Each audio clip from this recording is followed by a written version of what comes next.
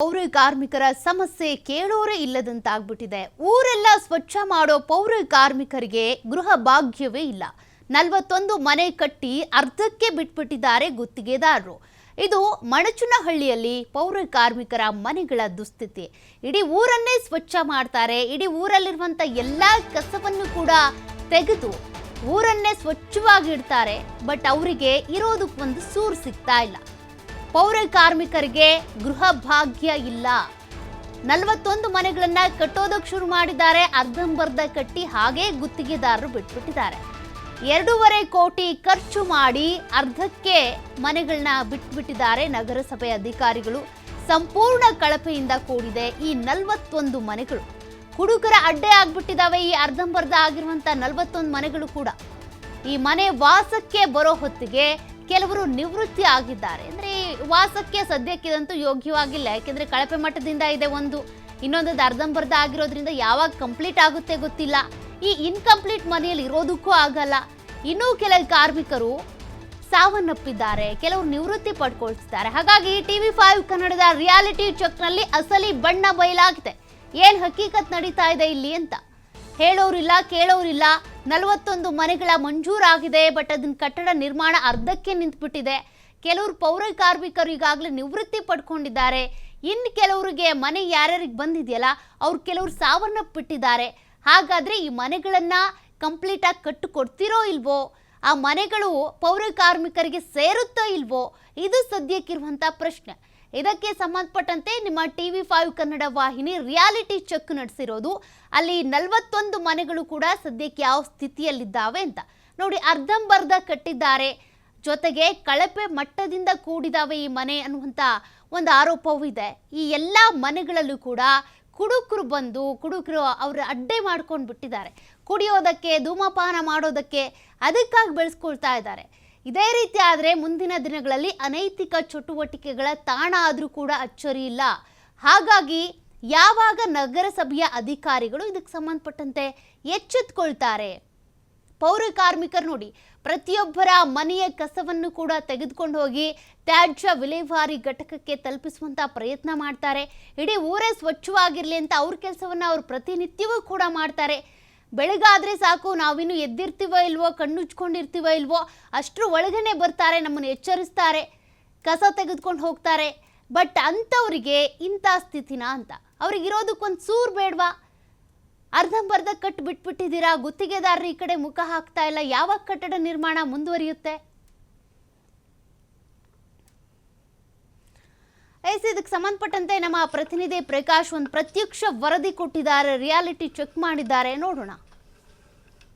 ಪೌರ ಕಾರ್ಮಿಕರು ಅಂದರೆ ವೇದಿಕೆಯಲ್ಲಿ ಸನ್ಮಾನ ಮಾಡ್ತಾರೆ, ಅವ್ರ ಬಗ್ಗೆ ಸಾಕಷ್ಟು ಹೊಗಳ್ತಾರೆ, ಅವ್ರ ಮನೆಗೆ ಹೋಗಿ ಚುನಾವಣೆ ಸಂದರ್ಭದಲ್ಲಿ ಅವರ ಪಾದಪೂಜೆ ಮಾಡ್ತಾರೆ. ಆದರೆ ಗೃಹಭಾಗ್ಯ ಯೋಜನೆಯಲ್ಲಿ ಬಂದಂತಹ 41 ಮನೆಗಳನ್ನು ಕಳೆದ 8 ವರ್ಷಗಳಿಂದಲೂ ಈಗಾಗಲೇ ಹಾಗೆ ನೆನೆಗುದಿಗೆ ಬಿದ್ದಿರುವಂಥದ್ದು. ಸರ್ಕಾರದ ನಿರ್ಲಕ್ಷ್ಯ ಕೂಡ ಎದ್ದು ಕಾಣಿಸ್ತದೆ, ಜೊತೆಗೆ ಜಿಲ್ಲಾಡಳಿತದ ನಿರ್ಲಕ್ಷ್ಯವೂ ಕೂಡ ಇದರಲ್ಲಿ ಎದ್ದು ಕಾಣಿಸ್ತದೆ ಅನ್ನುವ ಆರೋಪಗಳು ಸದ್ಯಕ್ಕೆ ಕೇಳಿ ಬರ್ತಾ ಇರುವಂಥದ್ದು. ನಮ್ಮ ಜೊತೆಗೆ ಇಲ್ಲಿನ ಸ್ಥಳೀಯರು ಕೂಡ ಇದ್ದಾರೆ, ಸ್ಥಳೀಯರನ್ನ ಮಾತನಾಡ್ಸೋಣ.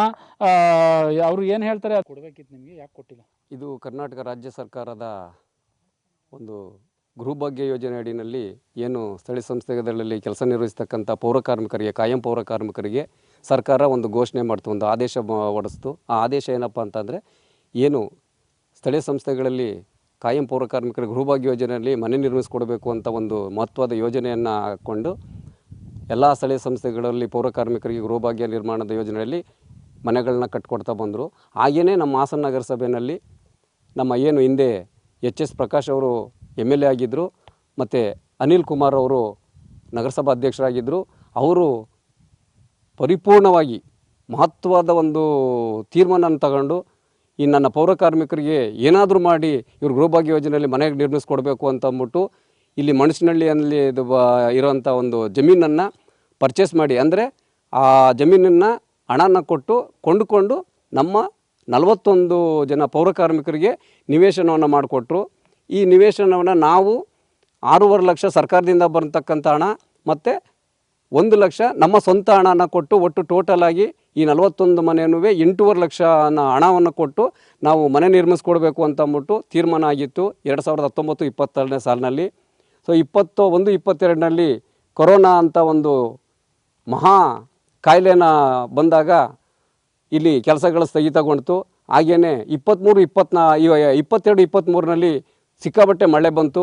ಇಲ್ಲಿ ಯಾವುದೇ ವಾಹನಗಳು ಬರೋಕ್ಕಾಗ್ತಿರ್ಲಿಲ್ಲ ಸಾಮಗ್ರಿಗಳನ್ನ ತಗೊಂಡು. ಹಾಗಾಗಿ 1-2 ವರ್ಷ ತಡೆ ಆಯಿತು.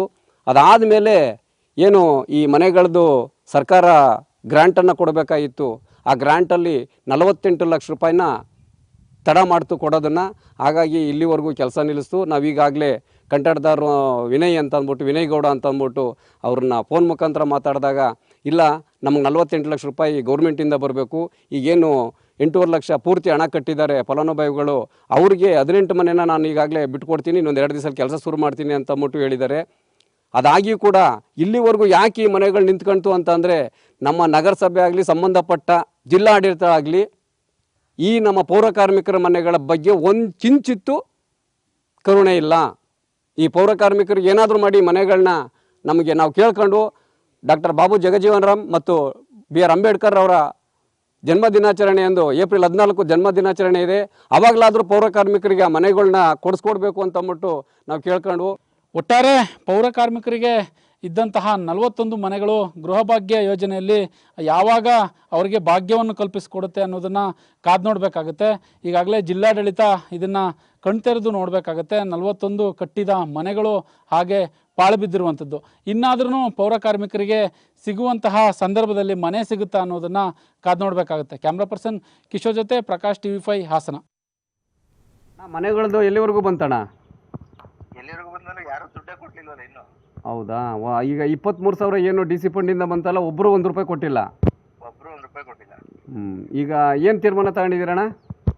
ಅದೇ ಅವರೆಲ್ಲ ಸೇರಿ ಕೆಲಸ ಸ್ಟಾರ್ಟ್ ಮಾಡಿ ದುಡ್ಡು ಕೊಡ್ತೀನಿ ಅಂತಂದ್ರೆ, ಈ ಕೆಲಸ ಸ್ಟಾರ್ಟ್ ಮಾಡ್ತೀನಿ, ದುಡ್ಡು ಬರ್ಲಿಲ್ವೋ ಇಲ್ಲ ಮತ್ತೆ ನಾನು ಅಲ್ಲಿಗೆ ಕೈ ಹಾಕಕ್ ಹೋಗಲ್ಲ, ಕೈ ಬಿಡ್ತೀನಿ. ಇನ್ ಏನಾರ ಆಗ್ಬೋದು ಮುಂದೆ.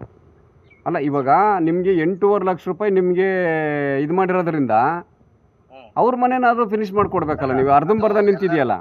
ಆ ಮನೆ ದುಡ್ಡೇ ತಗೊಂಡು ಕೆಳಗಡೆ ಮನೆಗೆ ಹಾಕಿ ಅವ್ರ ಕೆಳಗಡೆ ಕೊಡ್ಲಿಲ್ವಲ್ಲ, ಅವ್ರ ಗೌರ್ಮೆಂಟ್ ಇಂದ ಹಣ ಬಂದಿಲ್ವಲ್ಲ, ಅವ್ರ ಮನೆನೂ ಮಾಡಿದೀನಿ. ಅವ್ರ ಮನೆ ಈಗ ಏನಾರು ಮೇಲಿಂದ ಏನಾರು ಬರಕ್ ಆಗಲ್ವಲ್ಲ, ಈಗ ಕೆಳಗಡೆ ಎಲ್ಲ ಹಣ ಬಂದಿಲ್ಲ. ತಳಗಡೆವು 6 ಮನೆ ಏನಿದಾವೆ ಆ ಮನೆ ದುಡ್ಡು ಬಂದಿಲ್ಲ, ಒಂದು ನಾಗಭೂಷಣ ಅನ್ನೋದು ಬಂದಿದೆ. ದುಡ್ಡುಗಳನ್ನೇ ಅಲ್ಲಿಗೆ ಹಾಕಿರೋದು. ಆ ಟೈಮಲ್ಲಿ ಎಲ್ಲರೂ ನಿಂತ್ಕೊಂಡು ಕೆಳಗಡೆ ನಮ್ದು ಮಾಡಿ ಈಗ ಯಾರು ಮುಂದ್ ಬರ್ತಾ ಇಲ್ಲ, ನಾವ್ ಹೇಳಿದೀವಿ ಅಂತ. ಸರಿ ಆಯ್ತು, ಇವಾಗ 8.5 ಆ ಟೈಮಲ್ಲಿ ಎಲ್ಲ ಮುಂದ್ ನಿಂತ್ಕೊಬಿಟ್ಟು ಏನದು ಕೆಳಗಡೆದೆಲ್ಲ ಮಾಡಿ ಅಣ್ಣ ನಾವು ತರಿಸ್ಕೊಡ್ತೀವಿ ಅಂತ ಬೇರೆಯವ್ರು ಅಂದ್ರು. ಈಗ ಯಾರು ನಾನು ಹೇಳಿಲ್ಲ, ನಾನು ಹೇಳಿದ ಮುಂದ್ ಬರ್ತಾ ಇಲ್ಲ. ಈಗ ನಾನು ವರ್ಕ್ ಸ್ಟಾರ್ಟ್ ಮಾಡ್ತೀನಿ, ದುಡ್ಡು ಬರ್ಲಿಲ್ವೋ ನಿಲ್ಲಿಸ್ತೀನಿ, ಅದು ಮುಂದೆ ಏನಾರು ಆಗ್ಬೋದು ನಾನು. ಅಲ್ಲ ಅಣ್ಣ, ನಾನು ಹೇಳ್ತಿರೋದು ವಿನಯ್ ಅಣ್ಣ, ಈಗ ನೀವೇನು ಹೇಳಿದ್ರಿ 8.5 ಲಕ್ಷ ಏನು ಜೀರೋ ಬ್ಯಾಲೆನ್ಸ್ ಇದೆ ಅವ್ರದ್ದೆಲ್ಲ ನಾನು ಕೆಲಸ ಮಾಡ್ಕೊಡ್ತೀನಿ ಅಂತ ಅಂದ್ರಲ್ಲ ನೀವು. ಕೆಲಸ ಮಾಡ್ಕೊಡ್ತೀನಿ, ಅಲ್ಲಿ ಇನ್ನೊಂದು ಮೀಟಿಂಗ್ ಅಲ್ಲಿ ಹೇಳಿ ದುಡ್ಡೆಲ್ಲರೂ ಕಟ್ಟಿ 18 ಮನೆ ಬಿಟ್ಕೊಟ್ಬಿಡ್ತೀನಿ, ಅಷ್ಟೊತ್ತಿಗೆ ಮಿಕ್ದು ದುಡ್ಡು ಕೊಡಿ, ಕೆಳಗಡೆ ಮನೆ ಎಲ್ಲಾನು ಸ್ಟಾರ್ಟ್ ಮಾಡ್ತೀನಿ. ತಳಗಡೆ ಮನೆಯಲ್ಲೂ ಕೂಡ ಅವ್ರು 8.5 ಲಕ್ಷ ಕೊಟ್ಟಿದಾರಲ್ಲ ಅಣ್ಣ. ಅದನ್ನೇ ಇದ್ರಲ್ಲಿ 18 ಮನೆಗಳು ಕ್ಲಿಯರ್ ಆಗಿದೆ, ಅದರಲ್ಲಿ ಮಧ್ಯದಲ್ಲಿ ಕ್ಲಿಯರ್ ಆಗಿಲ್ಲ. ಮಧ್ಯದಲ್ಲಿ ಗಂಗಮ್ಮ ವೆಂಕಟರಮ್ಮ ಒಂದು ಕ್ಲಿಯರ್ ಆಗಿಲ್ಲ, ಯಾವ್ದೋ ಒಂದು ಸ್ವಲ್ಪ ಮನೆಗಳು ಕ್ಲಿಯರ್ ಆಗಿಲ್ಲ. ಆ ಮನೆಗಳು ಮಾತ್ರ ಮಾಡೋದು. ಈಗಲೂ ಅಷ್ಟೇ, ಈಗ ಒಂದ್ 2 ದಿನ ಬಿಡ್ಕೊಂಡು ಸ್ಟಾರ್ಟ್ ಮಾಡ್ತೀನಿ. 6 ಮನೆ ಯಾರು ದುಡ್ಡು ಕೊಟ್ಟವರಲ್ಲ 6 ಮನೆ ಫುಲ್ ಕ್ಲಿಯರ್ ಮಾಡ್ತೀನಿ. ಇನ್ ಮಿಕ್ಕಿದ ಮನೆಗಳನ್ನ ಏನ್ ಮಾಡ್ತೀರಣ್ಣ? ಆಮೇಲೆ ದುಡ್ಡು ಎಲ್ಲ ಬರ್ತಲ್ಲಿ ಕೆಳಗಡೆ ಮಾಡ್ಕೊಂಡು ಹೋಗ್ತೀನಿ. ನಾನು ಈಗ್ಲೇ ನನಗೆ ದುಡ್ಡು ಕೊಡ್ತಾ ಇಲ್ಲ, ದುಡ್ಡು ಬಂದ್ಮೇಲೆ ಉಲ್ಟಾ ಮಾತಾಡ್ತವ್ರೆ. ನಾನೇ ಕೊಡೋಣ, ಫಸ್ಟ್ ನೀವು ಕೆಲಸ ಮಾಡಿ. ಈಗ ನಾನ್ ಕೆಲಸ ಮಾಡದ್ಮೇಲೆ ಎಲ್ಲಾದ್ರು ದುಡ್ಡು ಕೊಟ್ಮೇಲೆ 18 ಮನೆ ಬಿಟ್ಕೊಡ್ತೀನಿ ಅನ್ಕೊಳ್ಳಿ, ಆಯ್ತಾ? ಇನ್ ಮಿಕ್ಕಿದ ಮನೆಗೆ ನಾನು ಅವ್ರು ದುಡ್ಡು ಕೊಡ್ಲಿ ಚಿಪ್ಪತ್ಕ ಹೋಗ್ಲ ಮನೆಗೆ. ಅಣ್ಣ ಮನೆಗಳದ್ದು ಎಲ್ಲಿವರೆಗೂ ಬಂತಣ್ಣ? ಎಲ್ಲಿವರೆಗೂ ಬಂದ್ರೆ ಯಾರು ದುಡ್ಡೇ ಕೊಡ್ಲಿಲ್ವಲ್ಲ ಇನ್ನು. ಹೌದಾ? ಈಗ 23,000. ಇದಕ್ಕೆ ಸಂಬಂಧಪಟ್ಟಂತೆ ಮಾತನಾಡೋದಕ್ಕೆ ಅಂತ ಪೌರ ಕಾರ್ಮಿಕ ಪುರುಷೋತ್ತಮ್ ನಮ್ಮ ಜೊತೆ ಫೋನ್ ಸಂಪರ್ಕದಲ್ಲಿದ್ದಾರೆ. ಸರ್ ನಮಸ್ತೆ. ಸರ್ ಕೇಳಿಸ್ತಿದ್ಯಾ? ಪರಶುರಾಮ್ ಅಂತ. ಓಕೆ ಪರಶುರಾಮ್ ಸರ್ ನಮಸ್ತೆ. ಈ ರೀತಿಯಾಗಿ 2022ರಲ್ಲಿ ಕೊರೋನಾ ಬಂತು, 23ರಲ್ಲಿ ಫ್ಲಡ್ ಬಂತು, 2019-20ರಲ್ಲಿ ಮಂಜೂರಾಗಿರೋ ಮನೆಗಳು ಇನ್ನೂ ಕೂಡ 41 ಮನೆಗಳು ಹಾಗೇ ಅರ್ಧಂಬರ್ಧ ಕಟ್ಟಿರೋದು. ಇದಕ್ಕೆ ಸಂಬಂಧಪಟ್ಟಂತೆ ಅಧಿಕಾರಿಗಳು ಏನಂತಾರೆ, ನಗರಸಭೆ ಕಮಿಷನರ್ ಏನಂತಾರೆ, ಯಾಕಿಷ್ಟು ನಿರ್ಲಕ್ಷ್ಯ ವಹಿಸ್ತಿರೋದು ಅಂತ? ಮೇಡಮ್ ಇಲ್ಲಿ ಏನಾಗಿದೆ ಅಂದ್ರೆ ಮೇಡಮ್, ಸ್ವಚ್ಛತೆಗೆ ಮಾತ್ರ ಪೌರ ಕಾರ್ಮಿಕರು ಬೇಕು. ವೇದಿಕೆ ಮೇಲೆ ಹೊಗಳೋದು, ಆಮೇಲೆ ಹಾಡು ಹೊಗಳೋದು, ಆಮೇಲೆ ಒದೆಯೋ ಕೆಲಸ ಮಾಡ್ತಿದ್ದಾರೆ. ಹಲೋ, ಹಾ ಹೇಳಿ ಸರ್, ಕೇಳಿಸ್ತಾ ಇದೆ ಮೇಡಮ್. ಆದ್ರೆ ಪೌರ ಕಾರ್ಮಿಕರಿಗೆ ಯಾವುದೇ ಅಧಿಕಾರಿಗಳಿಗೆ ಮೇಡಮ್ ನಿಗಾ ಇಲ್ಲ ಮೇಡಮ್. ಹ್ಮ್ ಈಗ ನಾವು ಕಳೆದ ವರ್ಷದಿಂದ 7-8 ಸಲ ನಾವು ಸ್ಟ್ರೈಕ್ ಎಲ್ಲ ಮಾಡ್ಕೊಂಡ್ ಬಂದಿದೀವಿ, ಮುಷ್ಕರ ಎಲ್ಲ ಮಾಡಿದೀವಿ, ಉಪವಾಸ ಸತ್ಯಾಗ್ರಹ ಎಲ್ಲ ಮಾಡಿದೀವಿ. ಹ್ಮ್ ಕಳೆದ ಸಲ ಮಾಜಿ ಶಾಸಕರಾದ HS ಪ್ರಕಾಶ್ ಅವರು ಇದ್ರು ಮೇಡಮ್. ಅವ್ರ ತಮ್ಮನವರು ಅಧ್ಯಕ್ಷರಾಗಿದ್ರು. ಹ್ಮ್ ಆವಾಗ ಇದು ಮಂಚಿನಹಳ್ಳಿ ಹತ್ರ ಗುಡ್ಡೇನಹಳ್ಳಿ ಇದಕ್ಕೆ ಬರುತ್ತೆ, ಸರ್ವೆ ನಂಬರ್ ಬರುತ್ತೆ ಮೇಡಮ್. ಅವಾಗ ಓಕೆ ಸರ್, ಈಗ 8 ಲಕ್ಷ ಇದಕ್ಕೆ ಅಂತ ಕೊಟ್ಟಿರೋದು, ಈಗ ಸರ್ಕಾರದಿಂದ 6.5 ಲಕ್ಷ, ನಿಮ್ದು 2 ಲಕ್ಷ ಹೀಗೆ. ಹೌದು ಮೇಡಮ್, 6 ಲಕ್ಷ ಪ್ಲಸ್ ನಾವು 1.25 ಲಕ್ಷ ಮೇಡಮ್, 1.5 ಲಕ್ಷ. ನೆನೆಗುದಿಗೆ ಬಿದ್ದಿದೆಯಲ್ಲ, ಮನೆಗಳು ನಿರ್ಮಾಣ ಆಗ್ತಾ ಇಲ್ಲ, ಅಧಿಕಾರಿಗಳು ಮಾತಾಡ್ತಿಲ್ಲ, ಕಮಿಷನರಿಗೆ ಫೋನ್ ಮಾಡಿದ್ರೆ ಬಿಸಿ ಇದೀವಿ ಅಂತಾರೆ, ಫೋನ್ ರಿಸೀವ್ ಮಾಡಲ್ಲ. ಹೌದು ಮೇಡಮ್. ಈಗ ಮೊನ್ನೆ ನಾವು ಸರಿ ಸ್ಟ್ರೈಕ್ ಹೋಗಿ ಹೋದು ಅವರು ಮಾತಾಡಿದ್ರು ಮೇಡಮ್. ಈಗ ನಿಮ್ಗೆ ಏನಪ್ಪಾ, ನೀವು ಒಟ್ಟಲ್ಲಿ ಏಪ್ರಿಲ್ 14ನೇ ತಾರೀಕು ಅಂಬೇಡ್ಕರ್ ಜಯಂತಿಗೆ ಬಿಟ್ಟು ಕೊಡ್ತೀವಿ ಅಂತ ಹೇಳಿದ್ರಿ ಮೇಡಮ್. ಇವ್ರು ಗುತ್ತಿಗೆದಾರರು ಕೇಳಿದ್ರೆ, ಇಲ್ಲ ಸರ್ ನಮ್ಗೆ 48 ಲಕ್ಷ ರೂಪಾಯಿ ದುಡ್ಡು ಬರಬೇಕು, ಆ ದುಡ್ಡು ಕೊಡೋವರೆಗೂ ನಾವು ಕೆಲಸ ಮಾಡಲ್ಲ ಸರ್ ನಾವು ಅಂತ ಹೇಳ್ತಿದ್ದಾರೆ sir. Okay okay, thank you TV5 ಜೊತೆ ಮಾತನಾಡಿದ್ದಕ್ಕೆ. ನೋಡಿ, ಮತ್ತೊಂದು ಕಡೆ ಕಮಿಷನರ್ ಏನೋ ಮೀಟಿಂಗ್ನಲ್ಲಿ ಇದ್ದಾರಂತೆ, ಇದಕ್ಕೆ ಸಂಬಂಧಪಟ್ಟಂತೆ ಪದೇ ಪದೇ ಕಾಲ್ ಮಾಡಿದ್ರು ರಿಸೀವ್ ಮಾಡ್ತಿಲ್ಲ. ಮತ್ತೊಂದು ಕಡೆ ಇಷ್ಟೆಲ್ಲ ಖರ್ಚು ಮಾಡಿ ಅರ್ಧಂಬರ್ಧ ಮನೆಗಳನ್ನು ನಿಲ್ಲಿಸಿರೋದು ಯಾಕೆ, ನಿರ್ಲಕ್ಷ್ಯ ಯಾಕೆ? ಪೌರ ಕಾರ್ಮಿಕರಿಗೆ ಹಾಗಾದರೆ ಒಂದು ಸೂರು ಸಿಗೋದೇ ಇಲ್ವಾ? ಆ ಗೃಹಗಳ ಓಪನ್ ಆಗೋದು ಯಾವಾಗ, ಗೃಹ ಭಾಗ್ಯ ಸಿಗೋದು ಯಾವಾಗ? ಅದು ಸದ್ಯಕ್ಕೆ ಪ್ರಶ್ನೆ ಆಗಿರೋದು. ಯಾಕಿಂಥ ಶಿಕ್ಷೆ ಅವರಿಗೆ ಅಂತ. ಊರನ್ನೇ ಸ್ವಚ್ಛ ಮಾಡ್ತಾರೆ, ಬಟ್ ಅವರಿಗೊಂದು ಮನೆ ಸಿಗ್ತಾ ಇಲ್ವಲ್ಲ.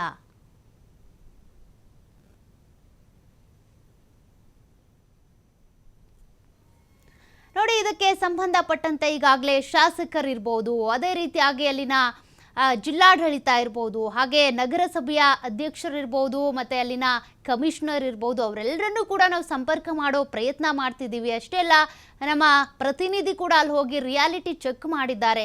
41 ಮನೆಗಳು ಕೂಡ ಅಲ್ಲಿ ಅರ್ಧಂಬರ್ಧ ಆಗಿರೋದು. 2019-20 ಮಂಜೂರಾಗಿದ್ದಂಥ ಮನೆಗಳು ಇನ್ನು 21-22 ಕೊರೋನಾ ಅನ್ನುವಂಥ ಕಾರಣಕ್ಕೆ ಸ್ಥಗಿತ ಆಗಿತ್ತು. ಮತ್ತೆ ಅದೇ ರೀತಿಯಾಗಿ 22-23 ಬಂದಾಗ ಆಗಲೂ ಕೂಡ ಫ್ಲಡ್ ಆಯಿತು ಅನ್ನುವಂಥ ಕಾರಣಕ್ಕೆ ಮತ್ತೆ ಮನೆ ನಿರ್ಮಾಣವನ್ನು ಮುಂದುವರಿಸಲಿಲ್ಲ. ಬಟ್ ಈಗಲಾದರೂ ಅಟ್ಲೀಸ್ಟ್ ಅವರಿಗೆ ಮನೆಗಳನ್ನು ಕಂಪ್ಲೀಟ್ ಮಾಡಿ ಅವರಿಗೊಂದು ಗೃಹ ಪ್ರವೇಶಕ್ಕೆ ಅವಕಾಶ ಮಾಡಿಕೊಡ್ಬೋದಲ್ವಾ? ಆ ಅವಕಾಶ ಯಾವಾಗ ಸಿಗುತ್ತೆ ಅಂತ. ಈಗಾಗಲೇ ಪಾಪ ಕೆಲವರು ತೀರ್ಕೊಂಡು ಹೋಗಿದ್ದಾರೆ, ಇನ್ನು ಕೆಲವರು ನಿವೃತ್ತಿ ಆಗಿದ್ದಾರೆ. ಇನ್ನು ಎಷ್ಟು ಕಾಲ ಅಂತ ಕಾಯಬೇಕು? ಸರ್ಕಾರದಿಂದ ಬಂದಿರುವಂಥ ಹಣ ಇದು, ಗೃಹ ಭಾಗ್ಯ ಅನ್ನುವಂಥ ಯೋಜನೆಯಲ್ಲಿ. ಬಟ್ ಅವರಿಗೆ ಇನ್ನೂ ಕೂಡ ಗೃಹ ಭಾಗ್ಯ ಸಿಗ್ತಾ ಇಲ್ಲ. ಮನೆಯೇನೋ ಅರ್ಧಂಬರ್ಧ ಕಟ್ಬಿಟ್ಟಿದ್ದಾರೆ. ಆ ಮನೆಗಳಲ್ಲಿ ಈಗ ಅಲ್ಲಿ ಹೋಗಿ ವಾಸ ಮಾಡ್ತಿರೋರು ಯಾರಪ್ಪ ಅಂದರೆ ಕುಡುಕರು ಇರ್ಬೋದು, ಪೋಲಿ ಪೋಖ್ರಿಗಳಿರ್ಬೋದು. ಅವ್ರು ಹೋಗಿ ಕುಡಿತಿದ್ದಾರೆ, ಮದ್ಯ ವ್ಯಸನಗಳಲ್ಲಿ ಹೋಗ್ತಿದ್ದಾರೆ, ಧೂಮಪಾನ ಮಾಡೋರಲ್ಲಿ ಹೋಗ್ತಿದ್ದಾರೆ. ಇದೇ ರೀತಿ ಆಗಿಬಿಟ್ರೆ ಅಷ್ಟೊಂದು ದುಡ್ಡನ್ನು ಖರ್ಚು ಮಾಡಿ ನಿರ್ಮಾಣ ಮಾಡ್ತಾ ಇರುವಂಥ, ಅರ್ಧಕ್ಕೆ ನಿಂತಿರುವಂಥ ಆ ಕಟ್ಟಡಗಳ ಫಲಾನುಭವಿಗಳು ಯಾವಾಗ ಮನೆಗೆ ಹೋಗಬೇಕು ಅಂತ, ಅವರಿಗೆ ಯೋಜನೆಯನ್ನು ಪ್ರಯೋಜನ ಪಡ್ಕೊಳ್ಳುವಂಥ ಅವಕಾಶನೇ ಸಿಗೋದಿಲ್ವಲ್ಲ? ಯಾಕಿಷ್ಟೊಂದು ನಿರ್ಲಕ್ಷ್ಯ ವಹಿಸ್ತಾ ಇರೋದು? ನಗರಸಭೆಯ ಕಮಿಷನರ್ ಆಗಿರ್ಬೋದು, ಅಥವಾ ಅಲ್ಲಿನ ಶಾಸಕರಾಗಿರ್ಬೋದು, ಮುಖಂಡರಾಗಿರ್ಬೋದು, ಅಲ್ಲಿನ ಸ್ಥಳೀಯರನ್ನ ನೀವು ಯಾವಾಗ ಹೋಗಿ ಮಾತನಾಡಿಸ್ತೀರಾ? ಓಟ್ ಬೇಕಾದಾಗ ಹೋಗ್ತೀರಾ, ಕೇಳ್ತೀರಾ, ನಮಗೆ ಓಟ್ ಮಾಡಿ ಅಂತ ಕೇಳ್ತೀರಾ? ಇಂಥ ಪೌರ ಕಾರ್ಮಿಕರಿಗೆ ಅವರು ಪ್ರತಿದಿನ ಕೂಡ ನಿಮ್ಮ ಮನೆ ಎದುರುಗಡೆ ಬರ್ತಾರೆ, ಕಸ ಎತ್ಕೊಂಡು ಹೋಗ್ತಾರೆ, ಇಡೀ ಊರನ್ನು ಸ್ವಚ್ಛವಾಗಿಡ್ತಾರೆ, ತ್ಯಾಜ್ಯ ವಿಲೇವಾರಿಗೆ ಸಂಬಂಧಪಟ್ಟಂತೆ ಎಷ್ಟು ಚೆನ್ನಾಗಿ ಕಾರ್ಯನಿರ್ವಹಿಸ್ಕೊಂಡು ಹೋಗ್ತಾರೆ. ಬಟ್ ಅಂಥವ್ರ ಶಾಪ ನಿಮಗೆ ತಟ್ಟಬಾರ್ದಲ್ಲ? ಒಂದು ಮನೆ ನಿರ್ಮಾಣಕ್ಕಾಗಿ ಅವ್ರು ಇಷ್ಟೆಲ್ಲ ಅಲ್ದಾಡಬೇಕಾ? 2019 2025 ಇನ್ನೂ ಕೂಡ ಅಲ್ದಾಡಬೇಕಾ ಒಂದು ಮನೆಗೋಸ್ಕರ? ಅವರು ಈಗಾಗಲೇ ಮನೆ ಅಲ್ದು ಕಸ ಸಂಗ್ರಹಣೆ ಮಾಡ್ಕೊಂಡು ಹೋಗ್ತಾರೆ. ತಮಗೆ ಬೇಕಾಗಿರೋ ಒಂದು ಸೂರಿಗೋಸ್ಕರನೂ ಇಷ್ಟೆಲ್ಲ ಅವರು ನಿಮ್ಮ ಹತ್ರ ಭಿಕ್ಷೆ ಬೇಡಬೇಕಾ? ಈಗಾಗಲೇ ಸರ್ಕಾರದಿಂದ ಮಂಜೂರಾಗಿದೆ. ಕೆಲವರಲ್ಲಿ ಮಾತನಾಡ್ತಾರೆ ಫೋನ್ನಲ್ಲಿ, ಎಷ್ಟು ಉಡಾಫೆ ಉತ್ತರ ಕೊಡ್ತಾರೆ, ದುಡ್ಡು ಬರಲಿ ಆಮೇಲೆ ಮಾಡಿಕೊಡ್ತೀವಿ ಅಂತಾರೆ. ಇನ್ನಿಬ್ರಿಗೆ ಮನೆ ಆಗಿದೆ, ನಮ್ಗೆ ಯಾಕೆ ಬರ್ತಾ ಇಲ್ಲ ಅಂತ ಕೇಳಿದ್ರೆ ಪಾಪ ಅವರು ಇನ್ನೂ ಕೂಡ ದುಡ್ಡು ಬರೋದಿದೆ, 42 ಲಕ್ಷ ಹಾಗೆ ಹೀಗೆ ಅಂತ ಮಾತನಾಡ್ತಾರೆ. ಬಟ್ ಅಲ್ಲಿರುವಂಥ ಜನರಿಗೆ ಏನು ಮಾಡಿದ್ದಾರೆ ನಿಮಗೆ? ಪೌರ ಕಾರ್ಮಿಕರು ಅವರು ಬದುಕಿರುವಾಗ್ಲೇ, ಅವ್ರು ಇನ್ನೂ ಕೆಲಸದಲ್ಲಿ ಇರುವಾಗ್ಲೇ ಅವರಿಗೊಂದು ಮನೆ ಅಂತ ಸಿಕ್ತು ಅಂದರೆ ಒಂದು ರೀತಿ ನೀವು ಆ ನಿವೃತ್ತಿ ಪಡ್ಕೊಳ್ಳುವಂಥ ಸಂದರ್ಭದಲ್ಲಿ ಅವರಿಗೊಂದು ಆ ಖುಷಿ ಇರುತ್ತೆ. ಬೀಳ್ಕೊಡುವಾಗ ನಿಮಗೂ ಕೂಡ ಒಂದು ಗೌರವ ಇರುತ್ತೆ, ಅವ್ರಿಗೆ ಮನೆ ಮಾಡಿಕೊಟ್ವಲ್ಲ ಅಂತ. ನೀವೇನು ನಿಮ್ಮ ಮನೆಯಿಂದ ದುಡ್ಡು ತಂದು ಮಾಡಿಕೊಡ್ತಾ ಇಲ್ವಲ್ಲ? ಸರ್ಕಾರದಿಂದ ಬಂದಿರುವಂಥ ಫಂಡ್ ಇದು, ಪೌರ ಕಾರ್ಮಿಕರಿಗೆ ಅಂತಾನೆ. ಹಾಗಿದ್ರೂ ಕೂಡ ನೀವ್ಯಾಕೆ ಆ ಮನೆಗಳನ್ನ ಅರ್ಧಂಬರ್ಧಕ್ಕೆ ಬಿಟ್ಬಿಟ್ಟಿದ್ದೀರಾ? ಇದೇ ರೀತಿಯಾಗಿ ಅಲ್ಲಿ ಹೋಗಲಿ ಕುಡುಕರೋ ಅಥವಾ ಇನ್ನೇನೋ ಅನೈತಿಕ ಚಟುವಟಿಕೆಗಳು ಆ ತಾಣಗಳಾಗ್ಬಿಡ್ಲಿ ಅಂತ. ನೋಡಿ, ಮನೆಗಳು ಎಷ್ಟು ಚೆನ್ನಾಗಿ ಕಟ್ತಾ ಇದ್ರಿ, ಆದರೆ ಅರ್ಧಕ್ಕೆ ಯಾಕೆ ಬಿಟ್ಬಿಟ್ಟಿದ್ದೀರಾ? ಇದಕ್ಕೆ ಸಂಬಂಧಪಟ್ಟಂತೆ ಅಧಿಕಾರಿಗಳನ್ನ ಕಾಂಟ್ಯಾಕ್ಟ್ ಮಾಡೋದಕ್ಕೆ ಟ್ರೈ ಮಾಡಿದ್ರೆ ಬ್ಯುಸಿ ಇದ್ದೀವಿ ಅಂತಾರೆ, ಫೋನ್ ಕಟ್ ಮಾಡ್ತಾರೆ, ಮೀಟಿಂಗಲ್ಲಿ ಇದ್ದೀವಿ ಅಂತಾರೆ. ಯಾವಾಗಲೂ ಕೂಡ ಮೀಟಿಂಗಲ್ಲೇ ಇರ್ತೀರಾ, ಹಾಫ್ ಆನ್ ಅವರ್ ಬಿಟ್ಟು ಕಾಲ್ ಮಾಡಿ ಅಂತಾರೆ. ಇಲ್ಲಿವರೆಗೂ ಹಾಗಾದರೆ ಈ ಒಂದು ಸಮಸ್ಯೆ ನಿಮ್ಮ ಗಮನಕ್ಕೆ ಬಂದೇ ಇಲ್ವಾ? 2019 ಸ್ವಾಮಿ, ನಿನ್ನೆ ಸಮಸ್ಯೆ ನಾವೇನು ಇವತ್ತು ಹೇಳ್ತಾ ಇಲ್ಲ. ಆಗಿನಿಂದ ಇಲ್ಲಿವರೆಗೂ ಕೂಡ ನೀವು ಬಗೆಹರಿಸ್ತೀರಾ ಅಂದ್ಕೊಂಡ್ರೆ ಬಗೆಹರಿಸುವಂಥ ಯಾವ ಲಕ್ಷಣಗಳು ಕೂಡ ಕಾಣಿಸ್ತಾ ಇಲ್ಲ. ಆಗ BJP ಅಧಿಕಾರದಲ್ಲಿತ್ತು, ಈಗ ಕಾಂಗ್ರೆಸ್ ಅಧಿಕಾರದಲ್ಲಿದೆ.